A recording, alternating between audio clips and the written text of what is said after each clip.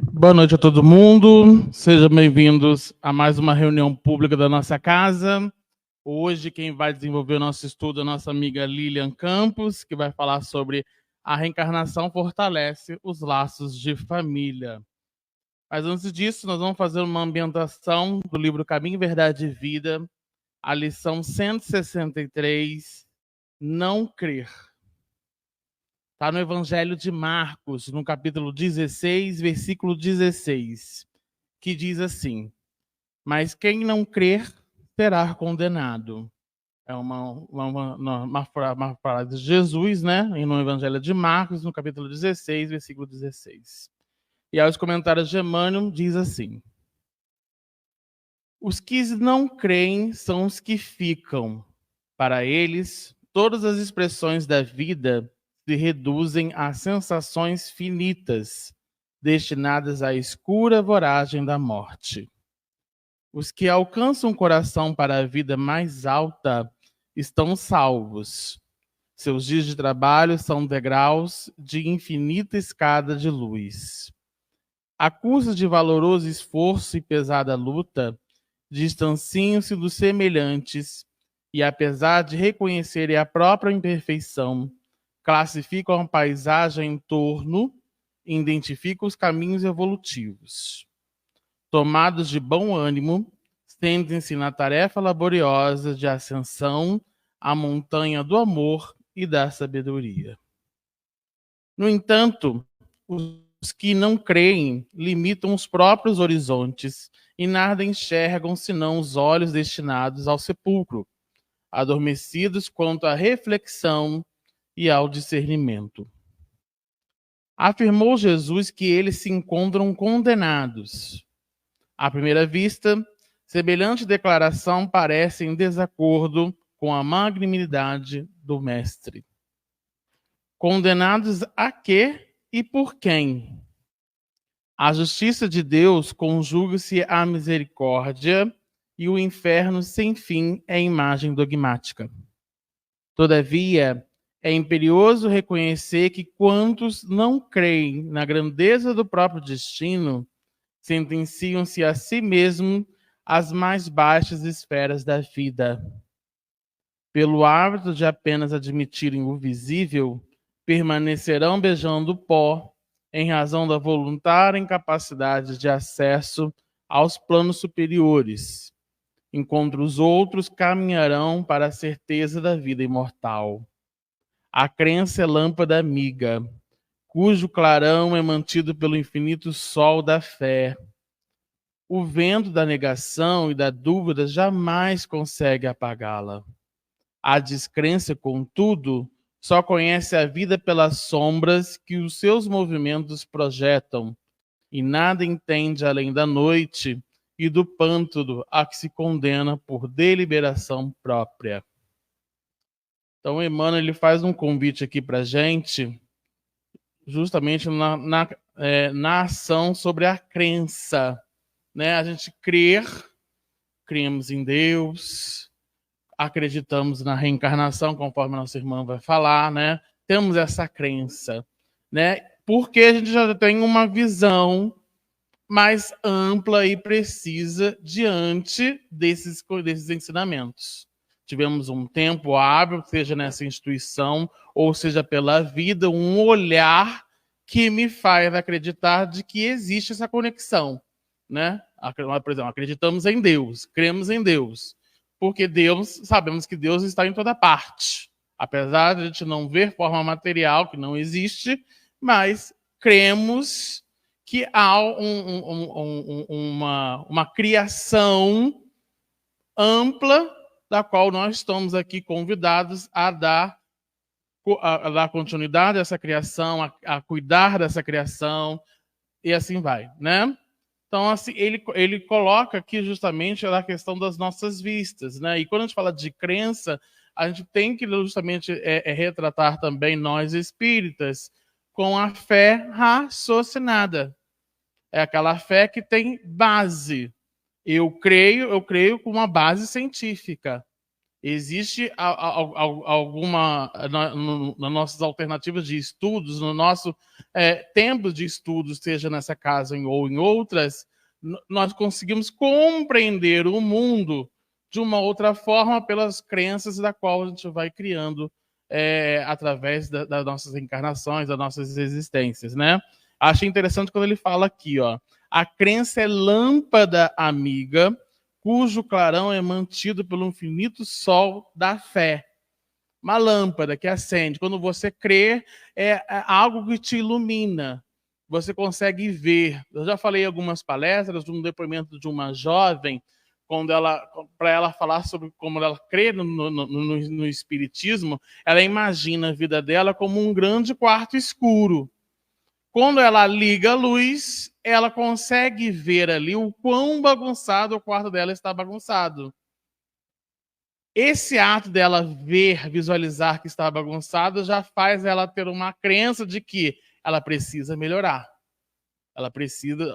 A luz está mostrando para ela, sob o escudo da nossa bússola, que é a fé, guiando de que ela precisa ali melhorar, que ela precisa ali arrumar aquele quarto. E aí, quando ele coloca aqui também, Emmanuel, o vento da negação e da dúvida jamais consegue apagá-la. A descrença só conhece a vida pelas sombras que seus movimentos projetam, e nada entende além da noite e do pândalo que se condena por deliberação própria. Quando a gente está naquela dúvida de que, por que comigo, né? Aconteceu tanta coisa, aí vem aquela fé cega, em que normalmente a gente já tem a linha do conhecimento, mas ainda a gente questiona, ainda tem a dúvida.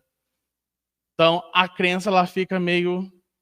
que quando a gente fala de evangelho de Cristo, quando a gente fala de doutrina espírita, a gente fala de embasamentos, a gente fala de essências, a gente fala justamente de ensinamentos que nos proporcionam melhorar e entender o clarão. Né? Quando a gente crer em algo, é porque a gente acredita. É porque a gente está próximo. Agora, se ela está vacilante, é duvidoso, a gente precisa rever. A gente precisa justamente observar o porquê da dúvida, por que isso, né? Por que a gente fala de reencarnação? Será mesmo que existe? Hoje, a reencarnação é comprovada cientificamente em universidades dos Estados Unidos e tudo, né? Mas mesmo assim, ainda não, estou dando um exemplo, tá, gente? Ainda não acredito. Né? Mas aí eu preciso, para bastar crer, eu preciso vivenciar, preciso buscar, preciso meditar, para tornar esse clarão, essa lâmpada amiga, sobre o sol da fé. Né? Aquela fé, aquela bússola que nos leva a essa continuidade. Então, bem interessante a página que Emmanuel nos trouxe hoje, na lição 163, não crer. E vamos levar nossos pensamentos, então, agradecer ao amigo Mestre Jesus pela oportunidade bendita de estarmos nessa casa de caminho, aprendendo um pouco mais das lições desse ter evangelho. Que os amigos espirituais que nos auxiliam, mais os amigos espirituais que auxiliam nossa irmã Lilian Campos, possam levar a mensagem consoladora a todos aqui presentes, aqueles que estão nas redes sociais e também aos amigos desencarnados, para que a gente possa compreender essa visão, compreender essa mensagem consoladora, para fomentar o exercício na família, na sociedade, mais principalmente no íntimo, retirando as mazelas do homem velho na construção do homem novo. Ampare a todos que estão a caminho, ampare a nossa comunidade que nos abriga, que nos permite abrir as portas para continuar a divulgação da doutrina espírita e que possamos, através dessas reflexões, dessa prece, iniciarmos mais uma reunião pública dessa casa. Que assim seja, graças a Deus. Então eu vou passar a palavra então para a Lilian, que ela vai falar sobre a reencarnação fortalece os laços de família.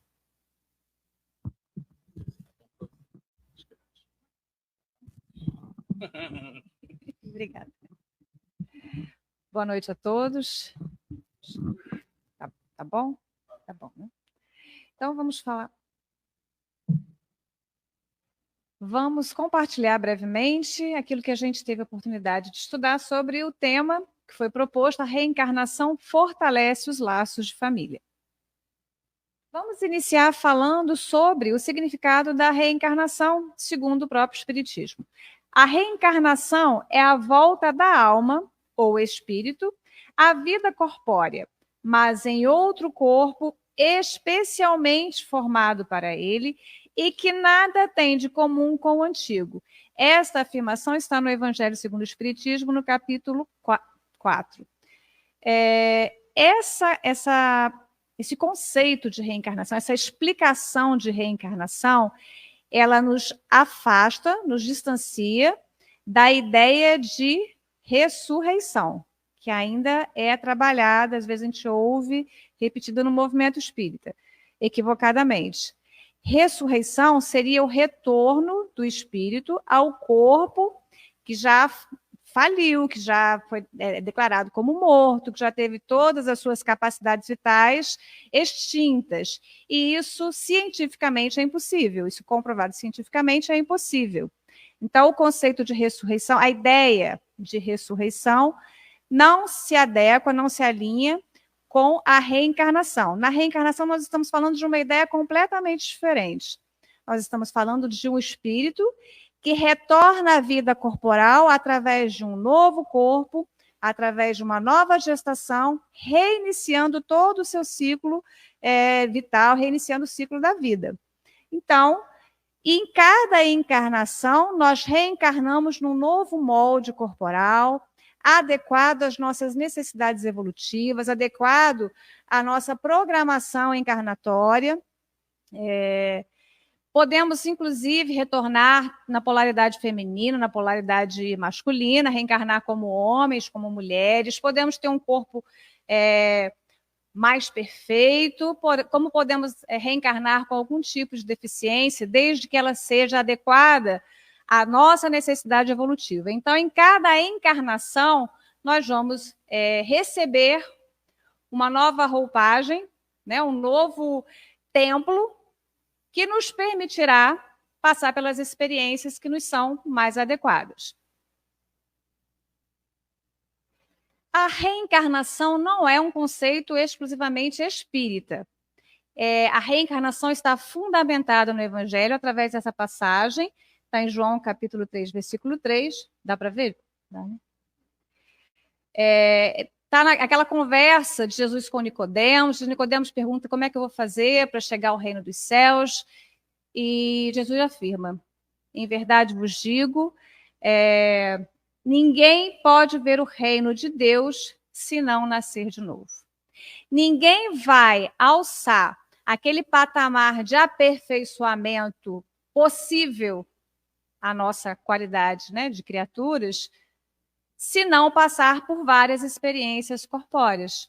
Se não reencarnar múltiplas vezes, passando por uma gama de experiências diversas que nos ajudam a conquistar as qualidades morais que nos tornam espíritos cada vez mais evoluídos, cada vez mais amadurecidos, cada vez mais alinhados com a moral evangélica, cada vez mais capazes de contribuir como co-criadores da grande obra de renovação da humanidade, da grande obra de conservação do orbe que nos foi oferecido com tanta gentileza, tanto cuidado, tanta perfeição, né? Quando o Felipe falou que nós somos co-criadores do Pai, na medida em que somos chamados a contribuir com a conservação dessa obra. Então, não é possível passar por todos esses estágios em uma única experiência. Bom, pode ter algum espírito que se esforça muito e consegue avançar muito numa experiência encarnada. Nós temos até exemplos no Evangelho, né? Maria de Magdala é citada sempre como aquela que conseguiu empreender em uma única existência a maior transformação que o espírito, os maiores conquistas transformadoras que um espírito poderia numa única experiência.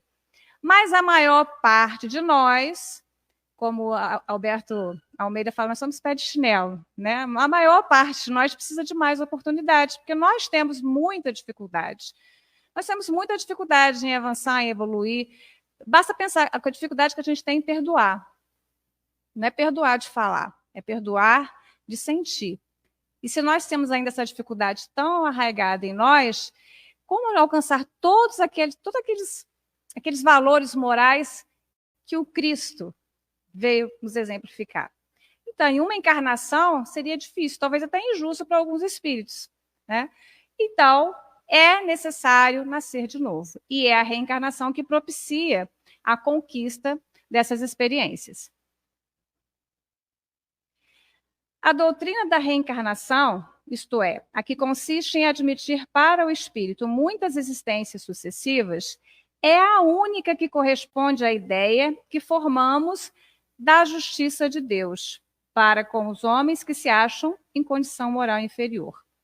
A única que pode explicar o futuro e firmar as nossas esperanças, pois que nos oferece os meios de resgatarmos os nossos erros por novas provações. A razão nolo indica e os espíritos a ensinam. Essa é um comentário de Kardec na questão 171 do Livro dos Espíritos. Então, a reencarnação é a doutrina que mais condiz com a ideia de bondade, de justiça, de perfeição em todos os seus aspectos que nós temos de Deus. Porque as outras propostas são propagadas por outros segmentos, né, ou religiosos ou de pensamento, elas não condizem com esse Deus incessantemente bom, justo, misericordioso, infinito em suas perfeições. Porque se a gente pensar que depois dessa existência tudo acaba, e os meus esforços? E as minhas conquistas? E os meus amigos? E os valores morais que eu conquistei? E a minha inteligência? Tudo isso se perde. E isso não parece muito razoável, porque nós sabemos os esforços que nós fazemos para conquistar cada uma dessas qualidades, para desenvolver cada uma dessas potencialidades.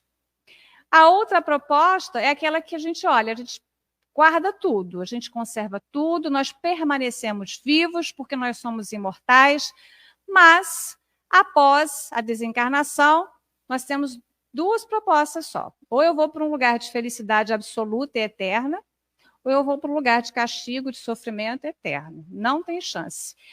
Então, eu tenho que ser muito bonzinho para chegar naquele lugar de felicidade. Então, por mais que eu me esforce para ser bom, para ser melhor, para ajudar as pessoas, para desenvolver qualidades morais, se eu não chegar naquele nível, está fechado para mim aquele portão.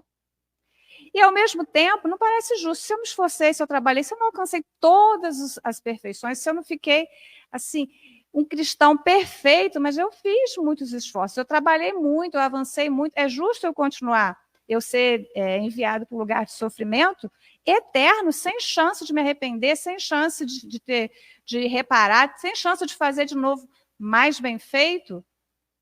Também não parece. E outra coisa, eu caminhei a minha vida inteira com uma pessoa a quem eu amo muito, mas na hora da desencarnação, cada um foi para um lugar diferente. Nunca mais vamos nos encontrar.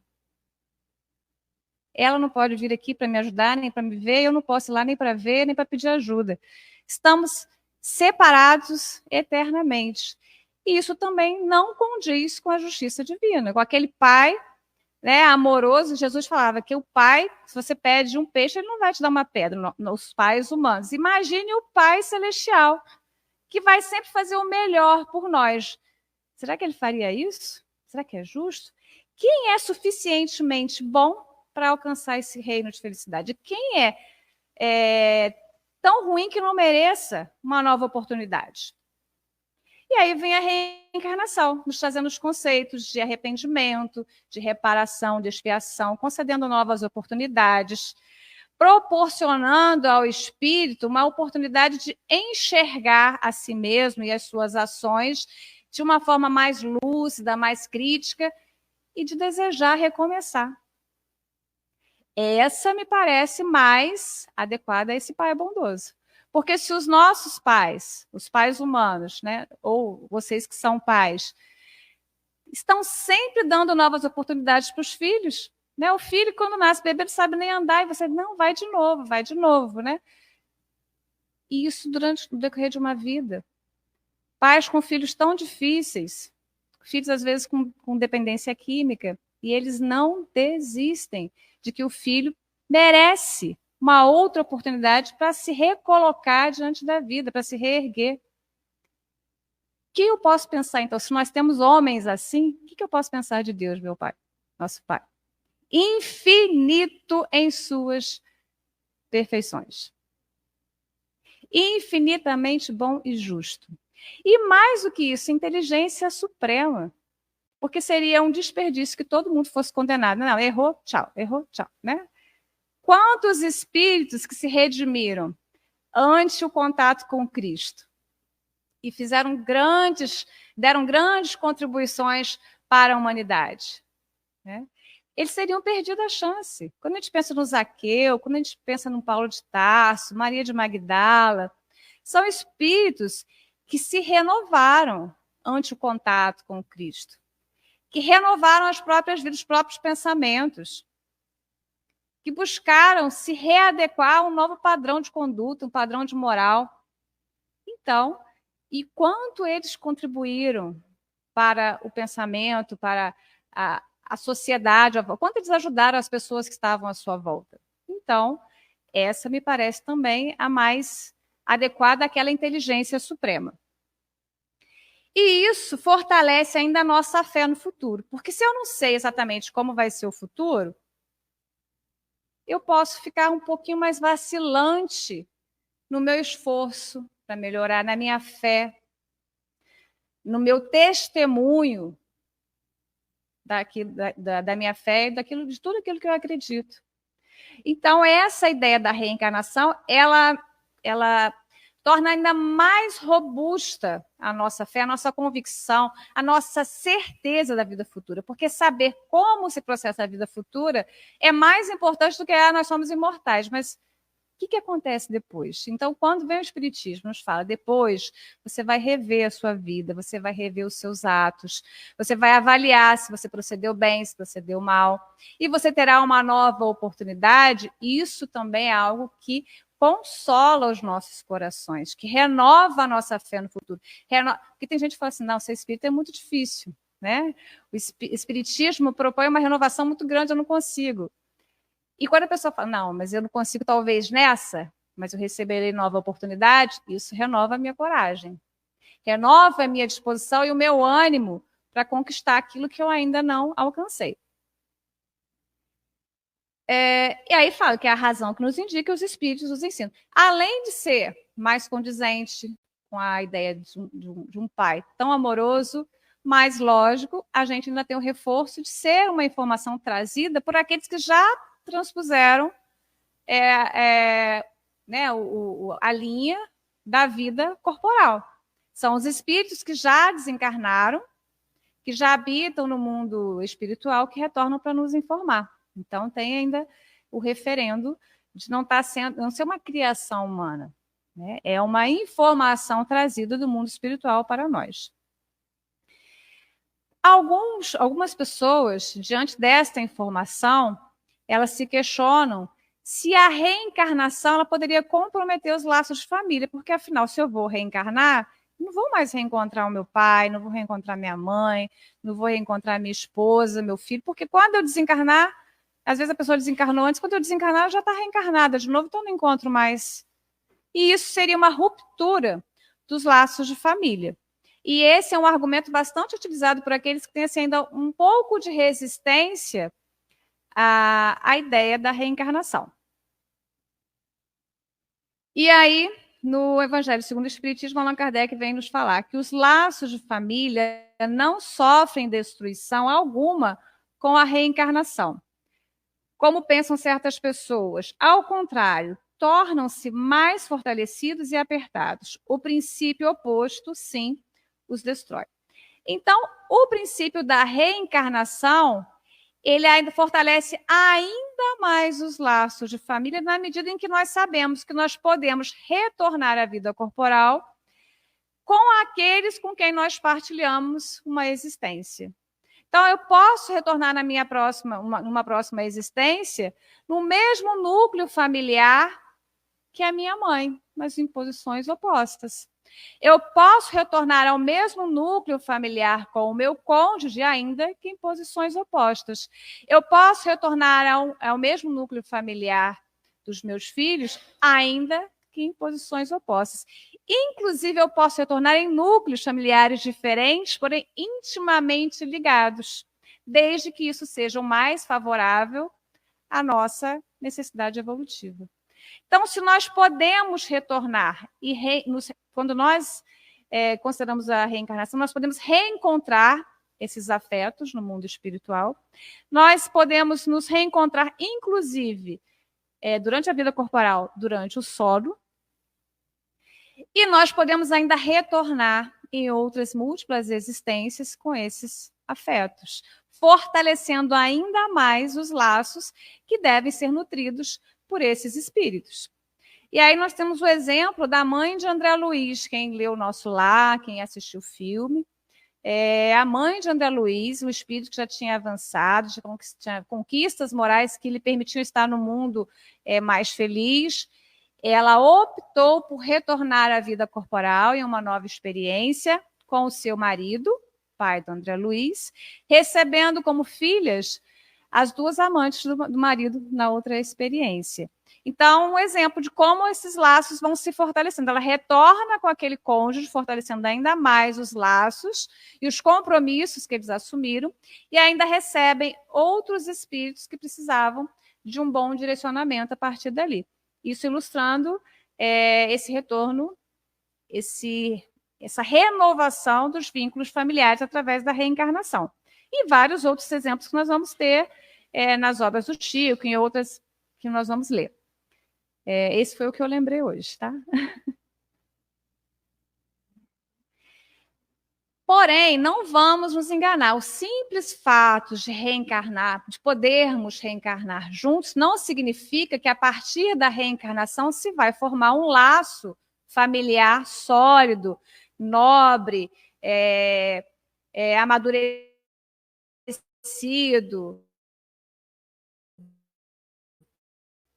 Porque nós vamos ver que não são os laços da consanguinidade os verdadeiros laços de empatia e da comunhão de ideias, os quais prendem os espíritos antes, durante e depois das suas encarnações. Está no Evangelho segundo o Espiritismo, capítulo 14.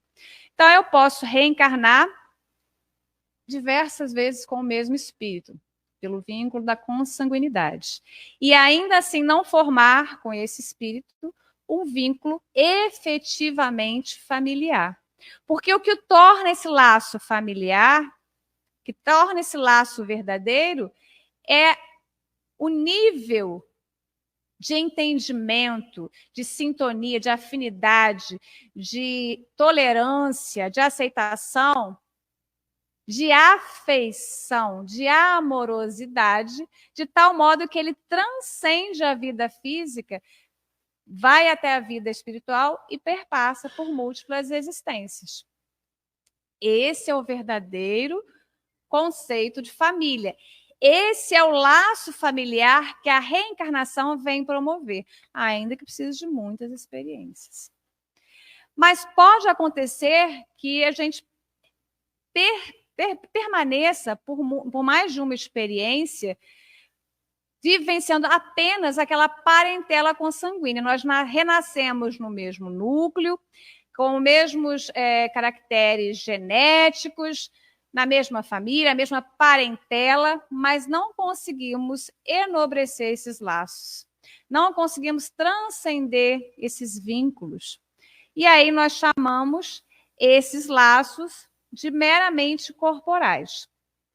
Os laços que formam uma família são os laços espirituais. É a comunhão de ideias, a comunhão de valores. É olhar na mesma direção.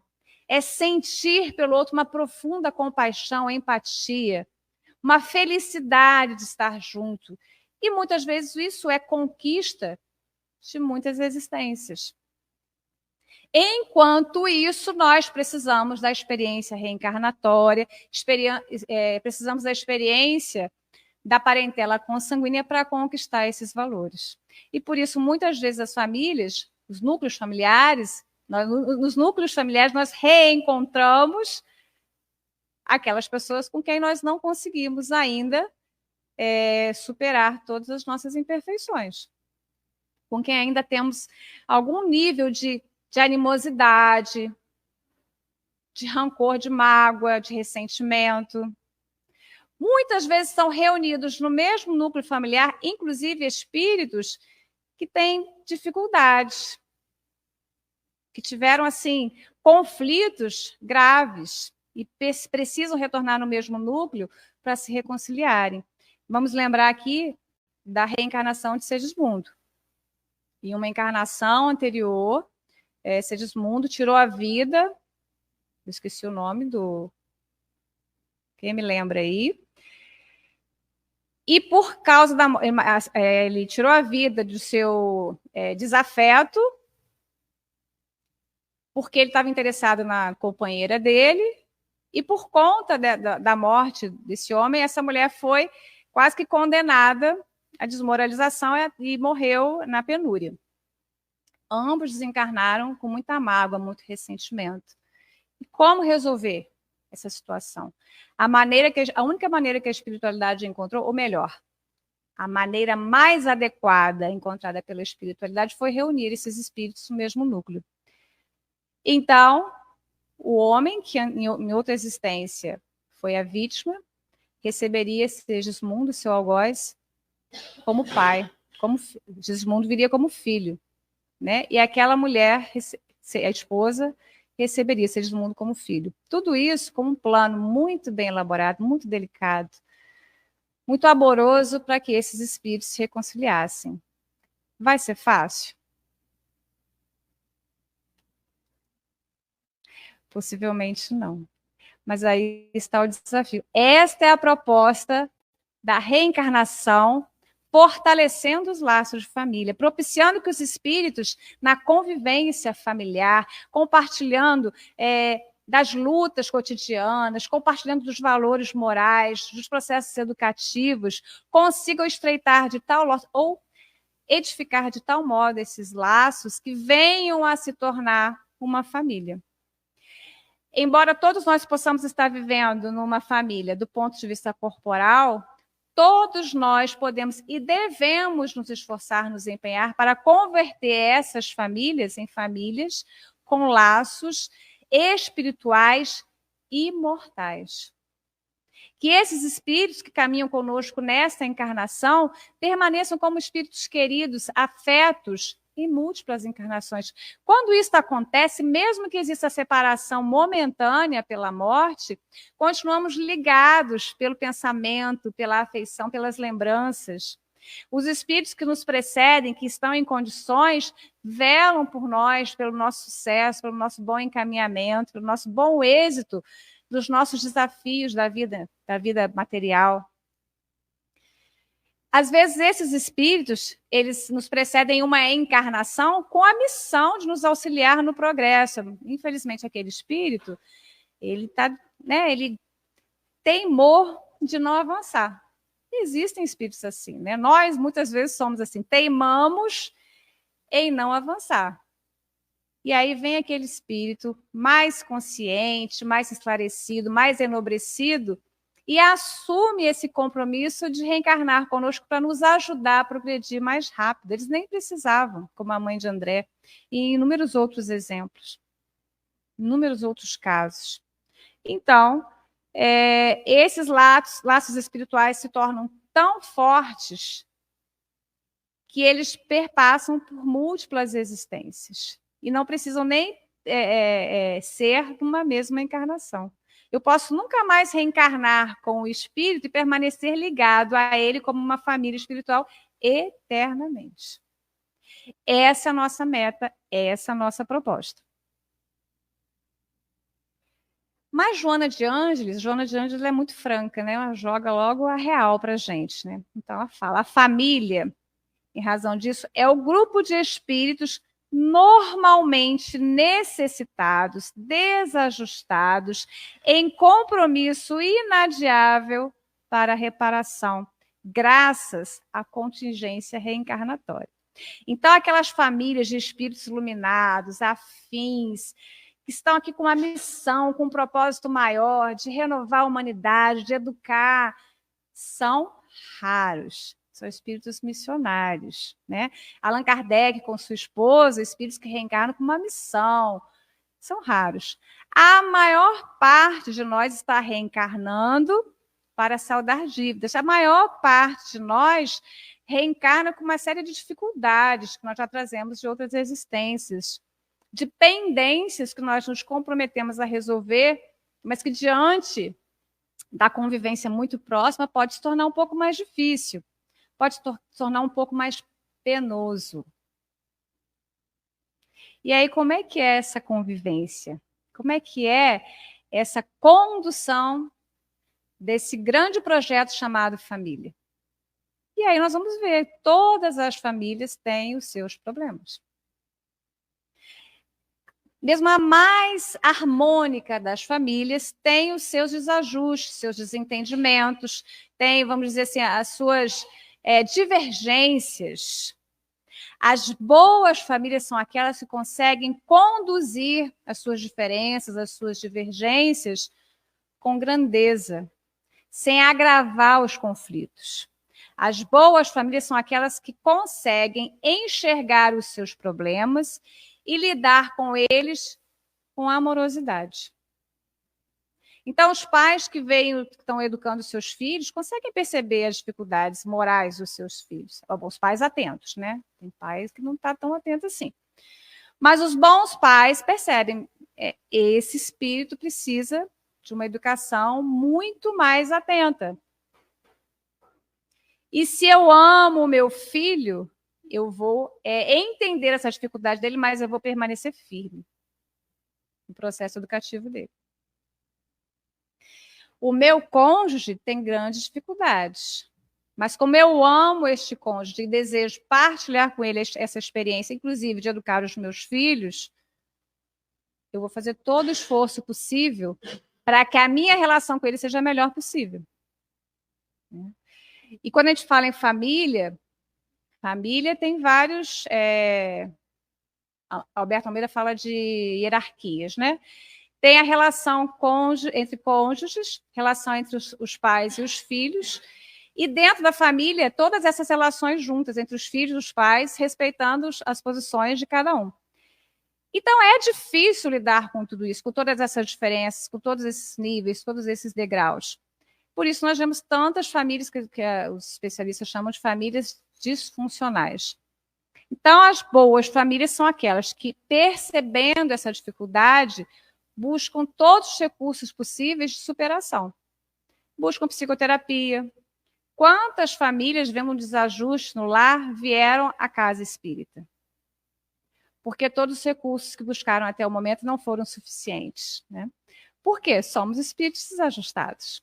Nós necessitamos de reajustamentos, reencaminhamentos. Somos espíritos com dificuldades. E não reencarnamos no mesmo núcleo por acaso. Temos necessidade de conviver, de reconciliar, ou às vezes não temos. Simplesmente estamos aqui para aprender uns com os outros. Porque eu aprendi muito de um determinado aspecto, de uma determinada área, mas eu não sei do outro, aquela outra área. Então, eu sou muito boa na parte prática, na parte racional, mas na afetividade eu ainda não sou tão boa. Enquanto outra pessoa da minha família, na afetividade, ele está aqui, ó, nível alto. E ele me ensina. Mas a parte intelectual dele ainda não está muito boa, então eu posso trocar, ensinar alguma coisa. Então, nós, às vezes, estamos reunidos para aprender uns com os outros aquilo que ainda nos falta. E um está ajudando o outro no progresso. Pode acontecer também nas famílias que nós estejamos com espíritos que nós nunca nem tivemos contato. Não temos nada a ver. Tem nada a ver com a minha família. O meu cônjuge, o meu filho, tudo bem, já tivemos uma relação. Mas vem um outro filho, meu Deus, como ele é diferente, porque ele não tem nada a ver. Ainda não formei com ele aquele laço familiar espiritual, mas ele foi designado para a minha família porque ali havia uma harmonia, havia uma sintonia, haviam laços espirituais que permitiriam que esse espírito se beneficiasse, que ele aprendesse conosco, ou que nós contribuíssemos com o seu processo educativo, ou o contrário. Espíritos iluminados reencarnam no mesmo núcleo familiar para ajudar aqueles que são mais atrasados. Está demorando demais para avançar, então vou lá ajudar aquele povo, né? Andar mais depressa. Então, tudo isso pode acontecer. Tudo isso para que nós chegássemos àquele nível de família espiritual. E isso só se alcança através da reencarnação. Porque aquela família perfeita, maravilhosa, harmônica, não foi conquistada de um dia para o outro. Não nasceu aqui, Deus colocou todo mundo na minha família, os perfeitos. Não. São espíritos que já conviveram em outras existências e alcançaram aquele nível de intimidade, de entendimento, de entrosamento, de sintonia. Mas ainda tem imperfeição, então reencarnam juntos para terminar de evoluir. Ou estão em condições de receber outros espíritos para ajudar na evolução.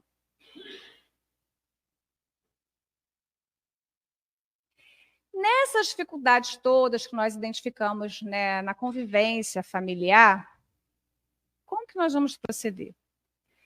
E aí, Emmanuel, nesse livro Família, no capítulo 1, fala: aprende a usar a bondade em doses intensivas, ajustando-a ao entendimento e à vigilância, para que a tua experiência em família não desapareça no tempo, sem proveito para o caminho a trilhar. A reencarnação foi planejada, programada, para que nós evoluíssemos, para que nós avançássemos no nosso processo de transformação. Não podemos perder a oportunidade, né? O maior valor que nós temos na nossa encarnação é o tempo. Se nós estamos numa família para passar uma existência inteira e nós não aproveitamos essa oportunidade para aprender, para dignificar, para reconciliar, para renovar, aí é um tempo perdido, é uma encarnação perdida. É muito tempo perdido. Então, para que a gente não passe essa experiência toda sem proveito, a gente tem que usar as estratégias possíveis ao nosso alcance para a gente fazer a melhor trajetória possível. E no campo da família, a gente deve trabalhar constantemente com o conceito de caridade. Benevolência, indulgência, perdão. Benevolência, indulgência, perdão. Rossano Pinto fala, inclusive, que o conceito de indulgência ele tem certeza que foi criado para casais. Que é aquele que você... É a toalha molhada em cima da cama. Ah, mas é um marido tão bom. O que é uma toalha em cima da cama, né? É o cabelo na pia do banheiro. Ah, mas é uma esposa tão boa. O que é o cabelo, né? Isso é indulgência. E na vida familiar, isso é aplicado constantemente. Ah, mas meu filho é tão acelerado, mas é um filho tão inteligente, tão obediente, tão respeitoso. Então, vamos trabalhar melhor para que ele desacelere. Isso é indulgência. Na família, geralmente, nós temos os nossos maiores conflitos, nossas maiores mágoas, nossos maiores ressentimentos. Lúcia Moisés, num livro, eu já não sei qual é o título do livro, ela tem vários sobre família, mas tem um que ela fala que foi fazer um estudo, foi dinamizar um grupo de estudo, um grupo de conversa, uma roda de conversa numa comunidade bem complicada, com muita violência, com muita carência material, muita dificuldade social, tudo muito complicado. E quando ela foi dinamizar aquela roda de conversa, as famílias falaram que o que mais tocava, o que mais elas sentiam como dificuldade, o maior problema na vida para elas eram os conflitos familiares. As divergências, as mágoas, as ofensas. Então, a gente vê como essas dificuldades, esses desajustes familiares impactam na vida dos seus integrantes. E aí, como a gente vai lidar com essas dificuldades? Com esse conceito de caridade que se traduz nessa bondade, por todas as formas possíveis. Bondade na forma de falar, bondade na forma de respeitar o espaço do outro, bondade na forma de se conduzir na casa para que haja uma harmonia geral, bondade para cozinhar, bondade no uso dos recursos, bondade no compartilhamento das despesas. Então, ele fala, usar a bondade em doses intensas extensivas. É no lar que está o nosso maior compromisso. Nós podemos ser pessoas muito boas no nosso trabalho, podemos ser bons cidadãos, podemos ser bons confrades, bons religiosos. Mas se nós não formos bons no nosso lar, nós estamos faltando com um grande dever. Nós estamos perdendo a oportunidade encarnatória.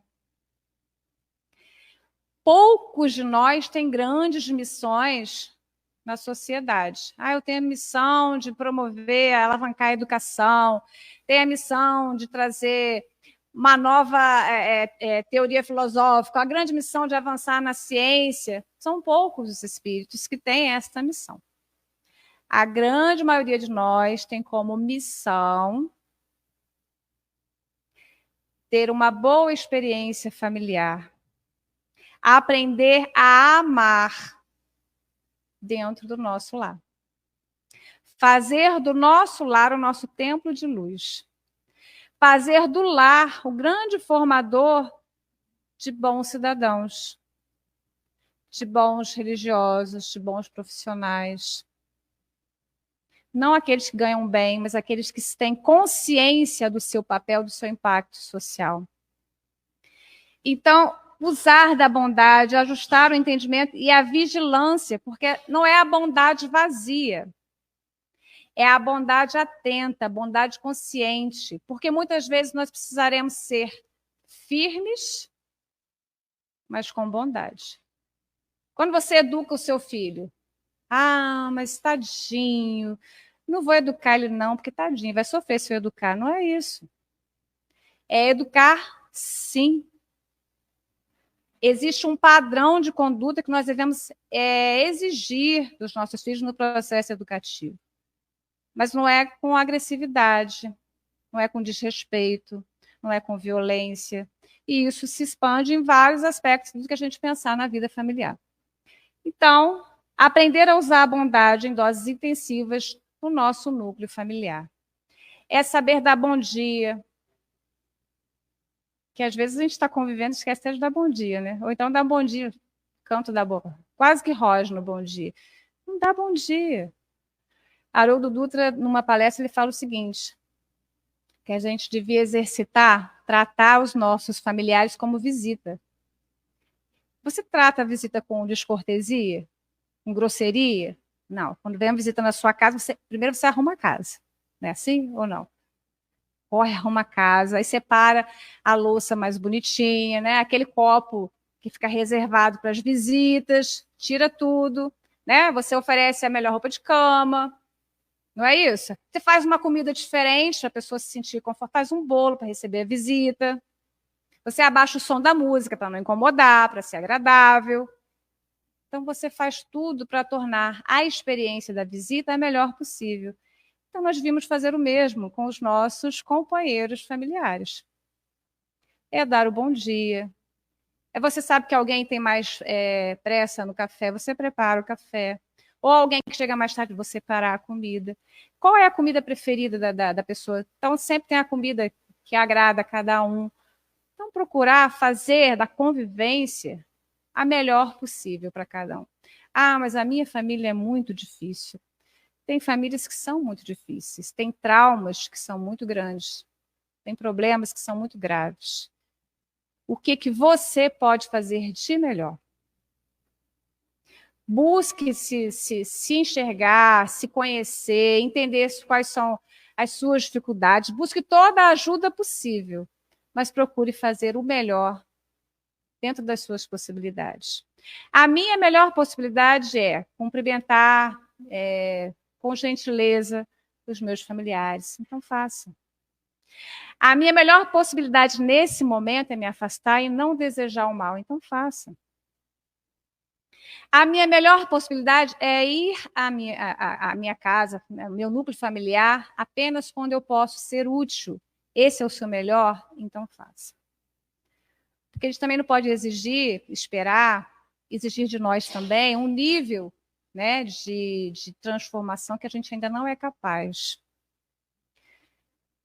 E eu vi um depoimento na internet que a pessoa ela foi abusada pelo pai, depois o pai ficou doente, ela foi obrigada pela lei a cuidar daquele pai, ela teve muita dificuldade, até que um dia o médico chamou a atenção dela, ela falou assim, eu não consigo. Estava além da capacidade dela, né? Alguns cuidados. Eu não consigo. E isso tem que ser compreendido, porque nós não sabemos os traumas familiares. Mas, dentro das possibilidades dela, ela fazia o melhor.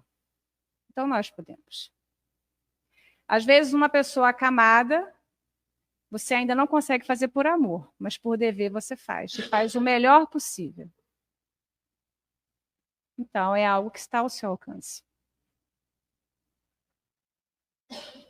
Na questão 774 do Livro dos Espíritos, os Espíritos respondem que os laços sociais são necessários ao progresso e os de família mais apertados tornam os primeiros. Eis porque os segundos constituem uma lei da natureza. Quis Deus que por essa forma os homens aprendessem a amar-se como irmãos. Então, nós não nascemos sem uma família. Todos nós somos situados em um núcleo familiar, né? Mesmo com o avanço da ciência, ainda não é possível renascer senão através de uma família. Ainda que aquela família inicial não permaneça ao longo da vida, nós precisamos de uma outra substituta no decorrer das nossas vidas. Não é possível a nossa sobrevivência sem a existência de uma família. Então, isso faz parte da lei da natureza. Faz parte das leis divinas. Nós podemos até violar essas leis por alguma forma, por algum momento, mas nós estamos condicionados a nos submetermos a ela. É quando nós podemos nos rebelar, mas é uma lei divina. É uma lei da natureza. Ela é perfeita. E nós, à medida que nós vamos compreendendo melhor todas as leis da vida e a nossa necessidade de nos ajustarmos a ela para vivermos em paz, para vivermos em harmonia, nós vamos compreendendo e vamos nos adequando a esta lei.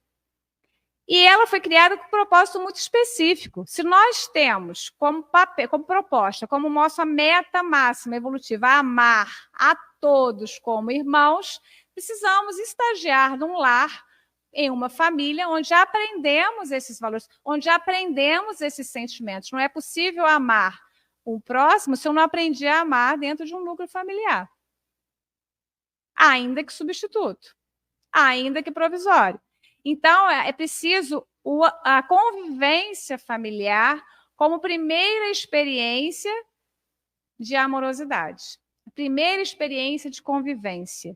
E à medida que nós vamos avançando, vamos tornando essa convivência cada vez mais amorosa, saudável, produtiva e útil, não só para a família, mas como para toda a sociedade.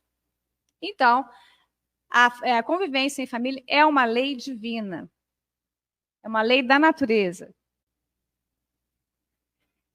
E aí, no Emmanuel, no livro Vida e Sexo, está no capítulo 17, fala o seguinte: de todos os institutos sociais existentes na Terra, a família é o mais importante do ponto de vista dos alicerces morais que regem a vida. Então, a religião é extremamente importante. A escola, a educação é extremamente importante. Todas as frentes de trabalho são extremamente importantes. A economia é importante, a política é importante. A gente está falando que a família é o instituto social mais importante na face da Terra. Percebem a grandeza? Percebem a responsabilidade? Quando todas as famílias estiverem conscientes do seu papel, quando todas as famílias estiverem realizando a sua proposta encarnatória, quando todas as famílias estiverem conquistando, alcançando os laços familiares do ponto de vista espiritual, qual será a transformação do planeta Terra? A transformação não vem de fora, sai dos lares. São os homens que transformam o mundo e são os lares que formam os homens. A importância da família é extrema. Com todos os seus caracteres, com imperfeições, com dificuldades. Mas a família que persevera, que luta, que encara que assume o seu desafio, que encampa todos os compromissos que a família nos convida, ela consegue se converter nesse instituto, em toda a expectativa que se tem em torno das famílias. A espiritualidade tem uma grande expectativa de sucesso das famílias, dos projetos familiares para a transformação que vai acontecer no mundo, mas ela pode ser mais rápida ou mais lenta de acordo com a vontade, com a nossa vontade. É a nossa vontade que impulsiona. É a nossa vontade que forma melhor, que direciona melhor a educação dos nossos filhos. É a nossa vontade que torna os nossos casamentos, nossas relações conjugais cada vez mais saudáveis, mais harmônicas. Então, depende de nós. E olha só, a família é o mais importante do ponto de vista não só das conquistas materiais, que se são os membros das famílias que vão fazer as transformações sociais necessárias para a transformação da Terra e da humanidade, além disso, as transformações morais que são programadas para toda a humanidade, não só a terrestre, advêm da família. Os alicerces morais mais importantes são lançados na família. Nós, maior parte de nós, aderimos a uma religião que nos foi apresentada no nosso núcleo familiar. É um alicerce moral extremamente importante na vida de todos nós. A maior parte de nós desenvolveu o interesse por alguma área do conhecimento ou foi estimulado a alguma área do conhecimento dentro do núcleo familiar. E a inteligência é um alicerce moral extremamente importante. A amorosidade, ela é aprendida dentro do núcleo familiar. E é o alicerce moral mais importante para toda a humanidade, para todos os espíritos, encarnados e desencarnados. E aí, por isso, a campanha da Federação Espírita Brasileira, aperte mais esse laço, né? Está pequenininho, mas a pergunta 775 do Livro dos Espíritos, Allan Kardec pergunta qual seria para a sociedade o resultado do afrouxamento dos laços de família. E os espíritos respondem, uma recrudescência do egoísmo. Os espíritos nos dizem que o maior vício moral que deve ser combatido com todos os esforços é o egoísmo. É o orgulho e o egoísmo. Sem a família, nós teríamos uma recrudescência, um aumento muito grande do egoísmo, impedindo o progresso moral que nós estamos condicionados. Nós estamos condicionados ao progresso. Nós podemos estacionar por muito tempo, prejudicar o progresso por muito tempo, mas nós vamos progredir. Quanto mais tempo isso demora, mais doloroso é para nós. As nossas imperfeições são para nós causa de dor e de sofrimento. E sendo o egoísmo maior dos vícios, também é o causador das maiores dores, dos maiores sofrimentos e muitas vezes também dos maiores conflitos dentro do lar.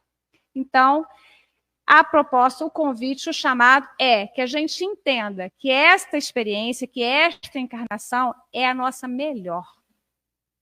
É a mais adequada, é a melhor oportunidade que a gente tem para se reconciliar, para resgatar todos os nossos laços, para fortalecer os laços que nós já temos, tornar as nossas famílias atuais, ainda que sejam só consanguíneas, torná-las famílias espirituais, tornar os nossos vínculos tão verdadeiros, tão nobres, que eles perpassam a vida física e nos acompanhem por todas as nossas experiências, tornando as nossas experiências mais felizes, mais harmônicas, mais renovadoras.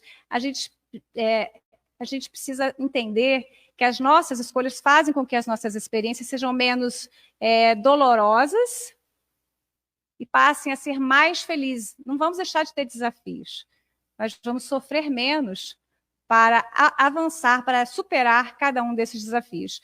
E aí estamos desafiados a fazer da nossa família o nosso melhor ambiente, o nosso alicerce moral mais estruturado das nossas existências. Agradeço a oportunidade. É você que volta aqui? Ou é o Felipe? Agradeço a todos a oportunidade e devolvo a palavra ao Felipe.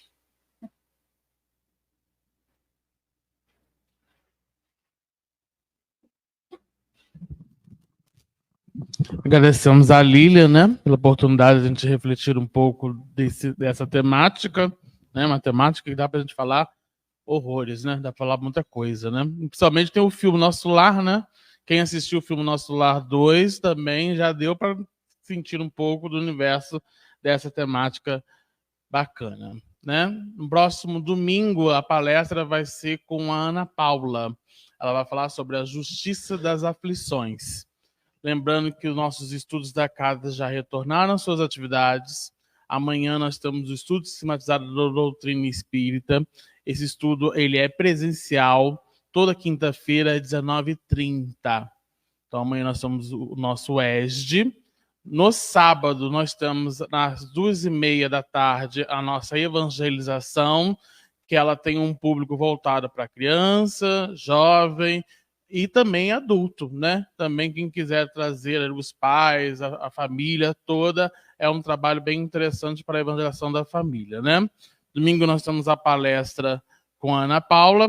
Na segunda-feira nós temos um estudo do Evangelho. Esse estudo ele é virtual, ele está no Skype, às 19h30. Na terça-feira nós temos um estudo da mediunidade, também virtual, 18h30, né, Solange? 18h30. E na próxima quarta-feira, nós também temos a nossa palestra às 19h30. Eu esqueci quem é. É o Anderson. É o Anderson. Ah, sim, tem o estudo da tarde na quarta-feira, que é o estudo metódico do Evangelho, o nosso estudo vespertino, às 3h30 da tarde. Tá? Todo mundo convidado aí a participar das nossas atividades. E também em abril já vai acontecer a Semana Espírita de Volta Redonda. Aqui aos domingos, os 2 domingos da Semana Espírita, a gente não faz a palestra aqui, as palestras são onde acontece a Semana Espírita, né? A gente não funciona nos 2 domingos da Semana Espírita, que vai começar agora em abril. Então vamos levar nossos pensamentos e agradecer ao amigo mestre Jesus, Bezerra de Menezes, mentor espiritual dessa casa, mais uma vez pela oportunidade de aprender um pouco mais das lições desse evangelho, para que a gente possa, ao sair dessa casa espírita querida, exercitar essas lições, levando as sementes aos corações aflitos, para que possamos colaborar com esse planeta em regeneração. Aproveitamos que estamos aqui em mentes, em irradiações mentais, para auxiliar aqueles irmãos que estão necessitando de um momento de consolo, de esclarecer dúvidas, que a gente possa, através da palavra amiga do Evangelho, ofertar esse consolo para que a gente possa caminharmos juntos com o compromisso que nos foi dado do nosso melhoramento íntimo para a transformação em homem de bem. Ampare a nossa comunidade, ampare a nossa cidade, nosso estado, país e o mundo. E que possamos, através dessas lições, exercitar, mas ao mesmo tempo realçar o nosso compromisso de continuar divulgando essa mensagem consoladora a todos os cantos. Que possamos voltar aos nossos lares com esse compromisso. Que o Senhor nos proteja e nos ilumina hoje e sempre. Que assim seja, graças a Deus.